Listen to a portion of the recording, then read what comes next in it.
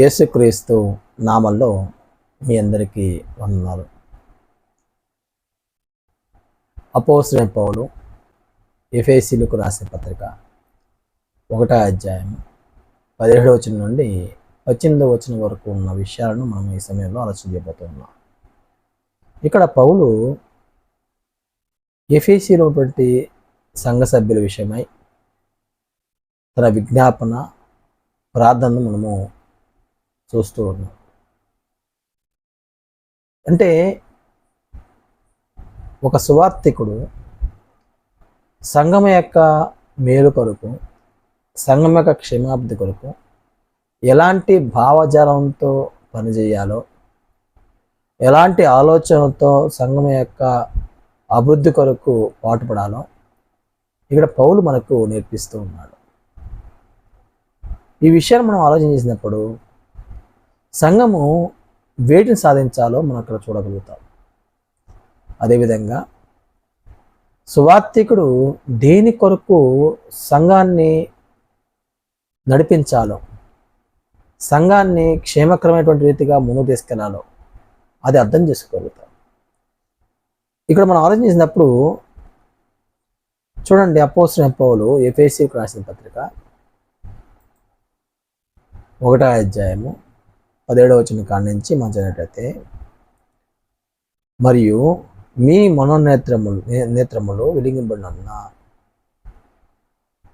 ఒకప్పుడు వారు అనగా ఎఫెసీలో ఉన్నటువంటి సంఘ సభ్యులు లోకంలో బతికారు. లోక ఆశలను బట్టి, లోకసమైనటువంటి చెడుని ప్రేమించి దేవుడి కంటే లోకంలో వాటి మీద మనసు పెట్టి జీవించినటువంటి ప్రజలే ఉన్నారు.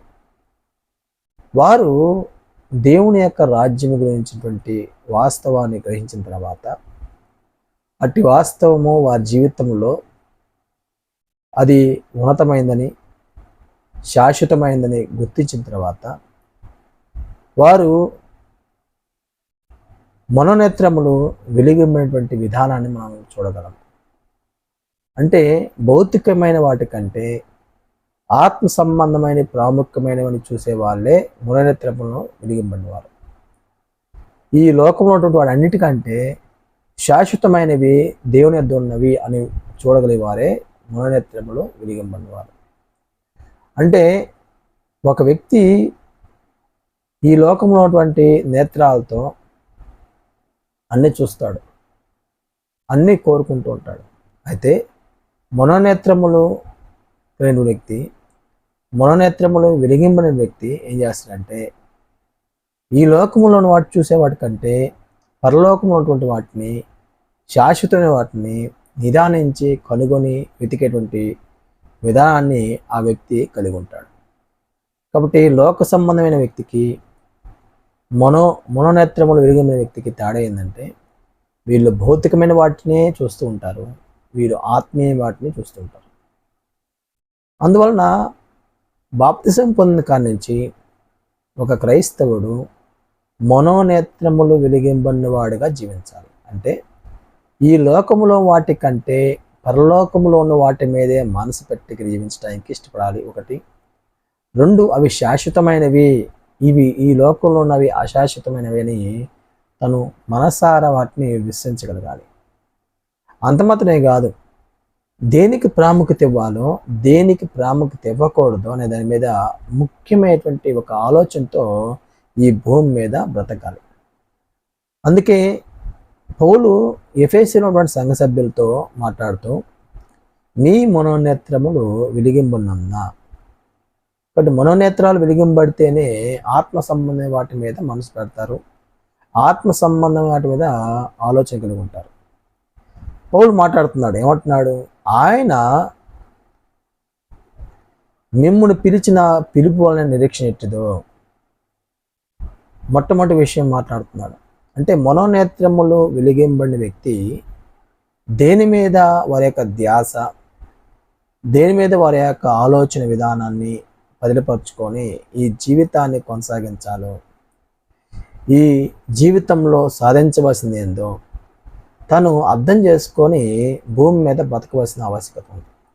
చాలామంది బాప్తిజం పొందిన తర్వాత ఇంకా నాకు ఎలాంటి పని లేదు, నేను ఏమి సాధించవలసిన ఆవశ్యకత లేదని చాలామంది నమ్ముతూ పోతూ ఉంటారు.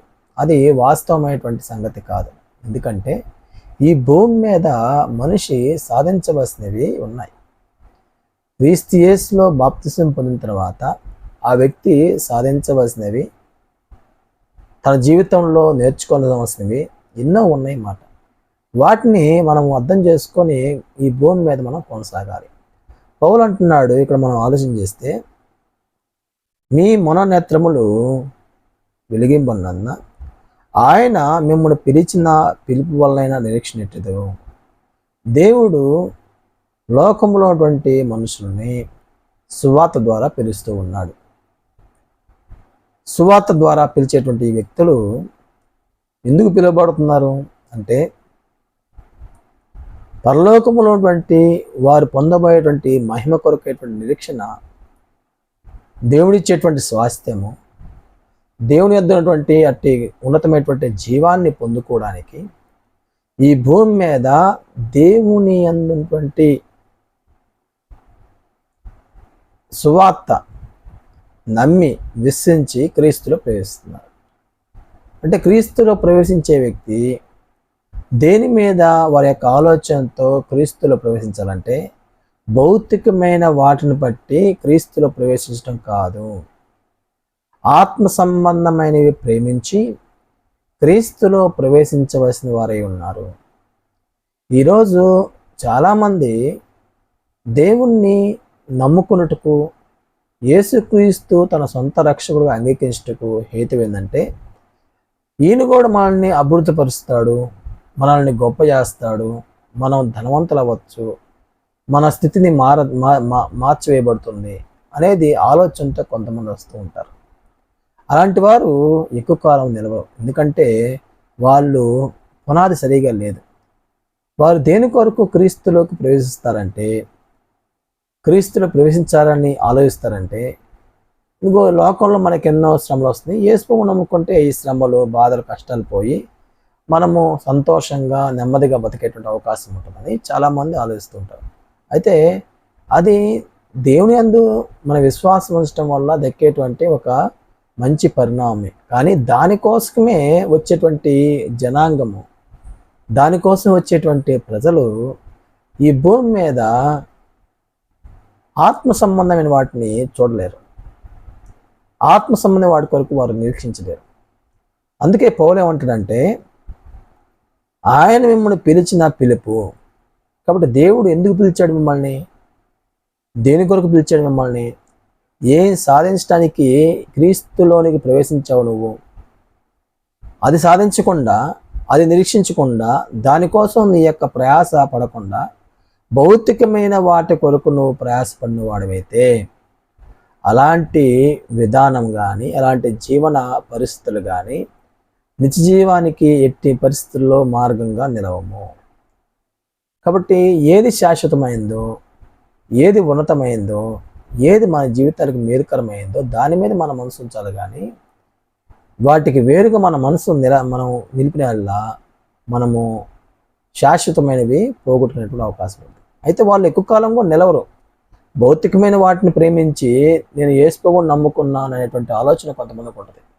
అలాంటి వారు ఎక్కువ కాలం నిలవరు. వాళ్ళు తొందరగా పడిపోతారు, తొలగిపోతారు, మరలా లోకంలో కలిసిపోయేటువంటి అవకాశము ఎంతైనా ఉంది. అయితే మొదటిగా పౌలు ఏం చెప్పాడంటే, ఆయన మిమ్మల్ని పిలిచిన పిలుపు నిరీక్షించదు. కాబట్టి దేవుడు ఎందుకొరకు నిన్ను నన్ను పిలిచాడో సువార్త ద్వారా, ఆ పిలుపు వలన నిరీక్షణతో మనం ఈ భూమి మీద బ్రతకాలి. కాబట్టి ఎందుకు పిలిచాడు మనల్ని? నిత్యజీవం పొందుకోవడానికి, నిత్య మహిమను మనం సాధించడానికి, అటు నిరీక్షణతో మనం బ్రతకడానికి దేవుడు మనల్ని పిలుస్తూ ఉన్నాడు. రెండో విషయం ఏం చదువుతున్నాడు ఇక్కడ, పరిశుద్ధుల్లో ఆయన స్వాస్థ్యం యొక్క మహిమాంశం ఎట్టుదో. దేవుడు తన పరిశుద్ధులకు, తన పిల్లలకు ఆయన స్వాస్థ్యంలో మహిమను పాలిభాగస్తులుగా చేస్తున్నాడు. అంటే ఇది చాలా కీలకమైనటువంటి పరిణామం. అంటే లోకంలో పాపం చేసి దేవునిట శత్రువులుగాను, దేవునికి ఉగ్రతాపాత్రులుగాను, దేవుడి రాజ్యానికి వ్యతిరేకంగా బతికినటువంటి మనము ఎప్పుడైతే యేసుక్రీస్తు యొక్క రక్తం ద్వారా మనం ప్రోక్షింపబడి మన పాపములు కడిగి వేసుకొని క్రీస్తు యేసులో ప్రవేశిస్తున్నామో, ఆత్మ సంబంధమైనటువంటి జ్ఞానాన్ని పొందుకునే విషయంలో, ఆత్మ సంబంధమైనటువంటి మనసుతో మనం జీవించే విషయంలో మనం బలపరచబడటానికి దేవుడు పరిశుద్ధుల్లో ఆయన యొక్క స్వాస్థ్యం యొక్క మహిమను గురించిన ఐశ్వర్యము ఎట్టిదో మనం వెతకాలి, కనుగొనాలి. అంటే ఈ భూమి మీద మనము ఏమి సాధించాలి, వేటిని రుచి చూడాలి, వేటి కొరకు మనం పనిచేయాలి, వేటి కొరకు మన జీవితాన్ని సాధకం చేయాలో పౌలు వివరిస్తూ ఉన్నాడు.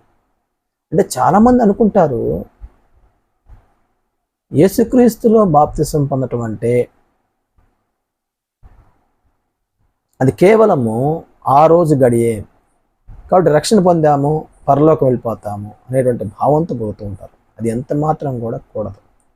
ఎందుకంటే దేవుడి రాజ్యంలో ప్రవేశించిన తర్వాత అతను దేవుడి రాజ్యంలో ప్రవేశించడానికి హేతువేంటో దాని ప్రకారాన్ని జీవితాన్ని సరిదిద్దుకోవాలి, క్రమపరుచుకోవాలి.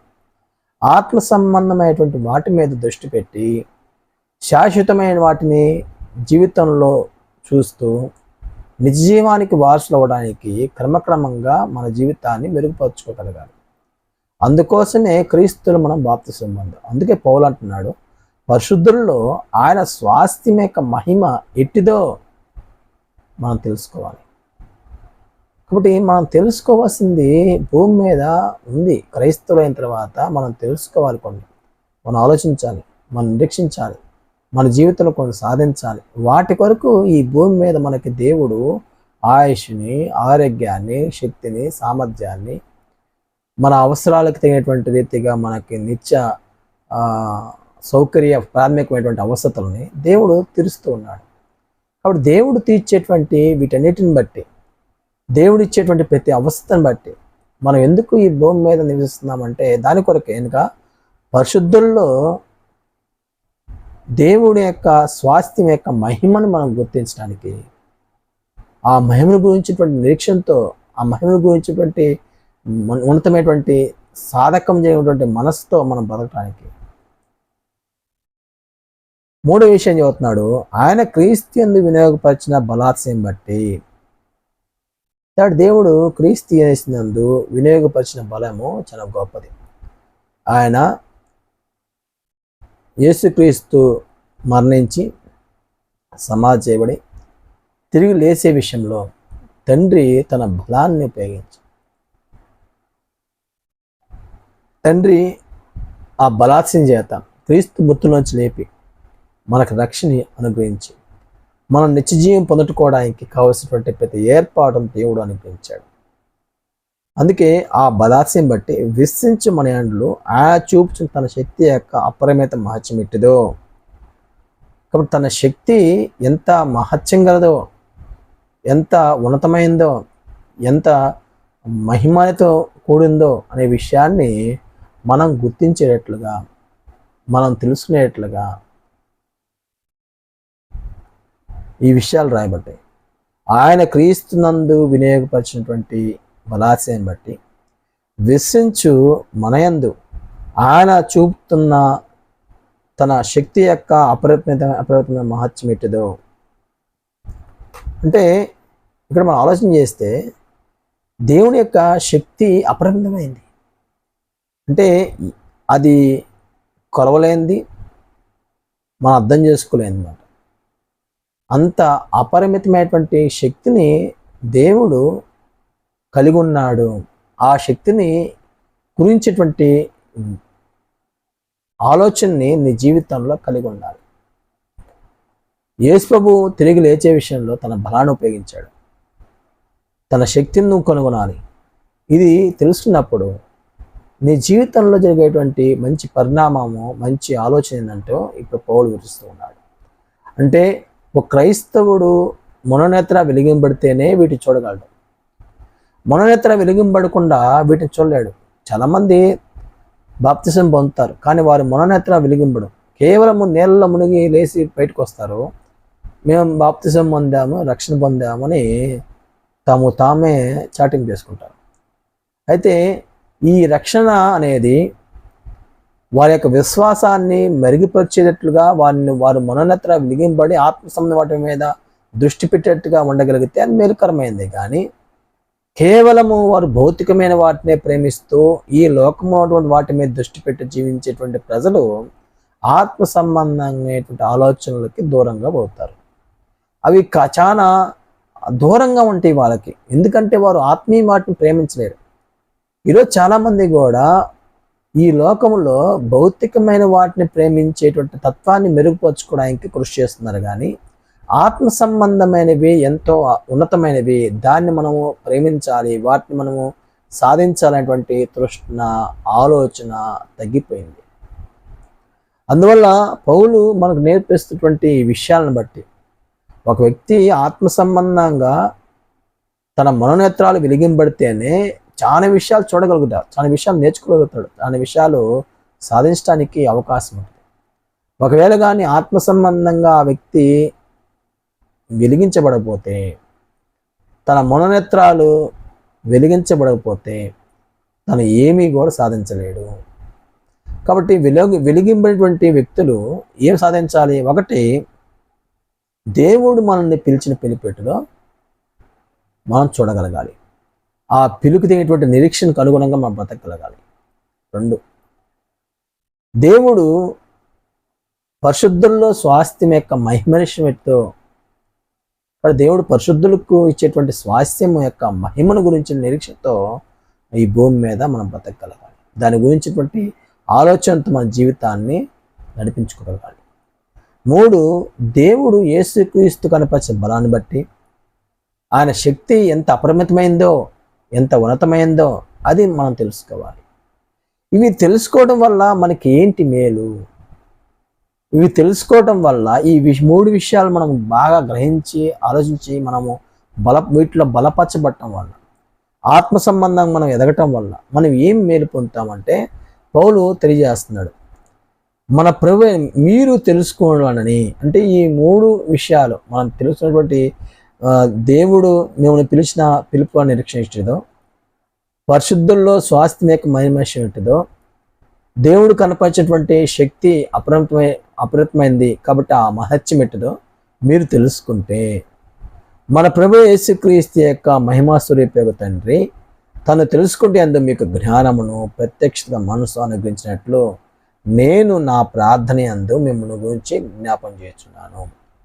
కాబట్టి పౌలు దేని కొరకు విజ్ఞాపన చేస్తున్నాడు, దేని కొరకు ప్రార్థన చేస్తున్నాడు అంటే వారు ప్రత్యక్షత గల మనసుతో బతకాలని, వారు దేవుని గురించిన జ్ఞానంతో బతకాలని పౌలు ప్రార్థన చేస్తున్నాడు. ఏ విషయాలను బట్టి? దేవుడు మీరు పిలిచాడు కదా, ఆ పిలుపు నిరీక్షించతో మీరు తెలుసుకోవాలి, దానికి సంబంధించిన జ్ఞానాన్ని మీరు అర్థం చేసుకోవాలి, దానికి సంబంధించిన ప్రత్యక్షత మనసును మీరు చూడగలగాలి. అలాగే దేవుడు తన యొక్క పరిశుద్ధులకు స్వాస్థ్యం యొక్క మహిమ ఎట్టుదో మీరు తెలుసుకొని అట్టి ప్రత్యక్ష మనసుతో మీరు ఈ భూమి మీద బతకగలగాలి. అంతమాత్రమే దేవుని యొక్క అపరిమితమైన శక్తి ఎట్టుదో మీరు తెలుసుకొని మీరు అట్టి ప్రత్యక్ష మనసుతో మీరు బతకాలని పౌలు విజ్ఞాపన చేస్తూ ప్రార్థన చేస్తారు. అంటే ఒక క్రైస్తవుడు జ్ఞానంతోనూ ప్రత్యక్ష గల మనసుతోనూ బ్రతకటం అనేది చాలా కీలకమైనటువంటి పరిణామం. ఈ 3 విషయాలను బట్టి పౌలు మనకేం నేర్పిస్తున్నాడు? ఒక క్రైస్తవుడు తెలుసుకోవాల్సి ఉన్నవి, నేర్చుకోవాల్సినవి ఉన్నవి, సాధించవలసినవి ఉన్నవి, వాటిని ఆ గురి మీద బ్రతుకుతూ జీవితాన్ని కొనసాగిస్తేనే అతన్ని వెలిగింపబడిన వ్యక్తిగాను, ఉన్నతమైన వాటిని ప్రేమించే వ్యక్తిగాను ఉండగలడు. ఒకవేళ కానీ వీటిని దూరంగా బతికే వ్యక్తి, వీటిని ఆలోచించిన వ్యక్తి దేవుడి రాజ్య సంబంధమైనటువంటి వ్యక్తిగా ఉండబడడు. కాబట్టి దేవుడి రాజ్యంలో ఒక వ్యక్తి జీవిస్తున్నాడంటే, దేవుడు పరిపాలిస్తున్నాడంటే అర్థం ఏంటంటే తన హృదయము, తన మనస్సు ఆత్మ సంబంధమైన వాటి మీద దృష్టి పెట్టి జీవించటే ముఖ్య హేతువై ఉంది. ఆత్మ సంబంధమైన వాటిని మీద దృష్టి పెట్టకుండా భౌతికమైన వాటి మీద దృష్టి పెట్టి జీవించేవాడు దేవుడి రాజ్య పౌరుడు కాబడడు.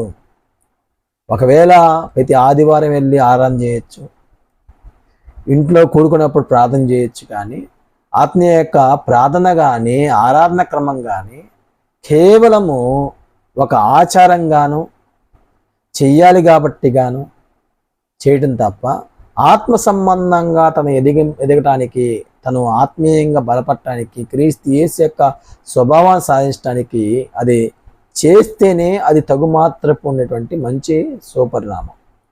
ఒకవేళ కానీ వాటిని అన్వేషించకుండా, వాటిని ఆలోచించకుండా కేవలము ఆచారంగా చేసే వ్యక్తి దేవుడి రాజ్యాన్ని ఉన్నతంగా ఎదిగింపే వ్యక్తిగా ఉండబడడు.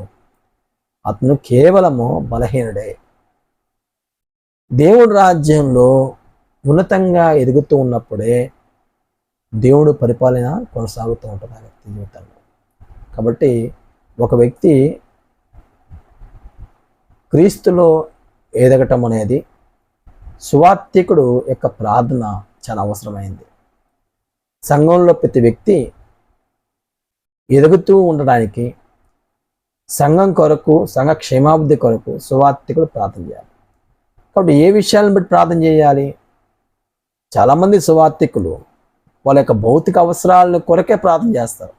వారికి కుటుంబంలో ఉన్నటువంటి అవసరతలను బట్టి, ఉద్యోగాలను బట్టి, లేదా పిల్లలు లేకపోతే పిల్లలు కలగాలని ఏదో ఒక సమస్యను వాళ్ళు వివరించినప్పుడు ఆ సమస్యకు అనుగుణంగానే వీళ్ళు ప్రార్థన చేస్తూ ఉంటారు. కాబట్టి భౌతికమైనవి ప్రాముఖ్యమైనవా, ఆత్మీయమైనవి ప్రాముఖ్యమైనవా? భౌతికమైనవి దేవుడు ఇస్తాడు, అది తగిన సమయం అందు తగిన రీతిగా దేవుడు అనుగ్రహిస్తూ ఉంటాడు. అది ఎప్పుడైనా ఇవ్వచ్చు. అయితే దేవుడు ఏం కోరుకుంటున్నాడు, ఏమి కోరుకొని మనం క్రీస్తులో ప్రవేశింపజేశాడు అనేది ఇక్కడ కీలకమైనటువంటి భాగం. ఇప్పుడు దేవుడు క్రీస్తులో మనల్ని ఎందుకు ప్రవేశింపజేశాడంటే ఆత్మ సంబంధంగా మనం వెలిగింపబడుతూ దేవుని గురించిన జ్ఞానం చేత, ప్రత్యక్షతతో కూడినటువంటి మనస్సు చేత మనం బ్రతకాలని.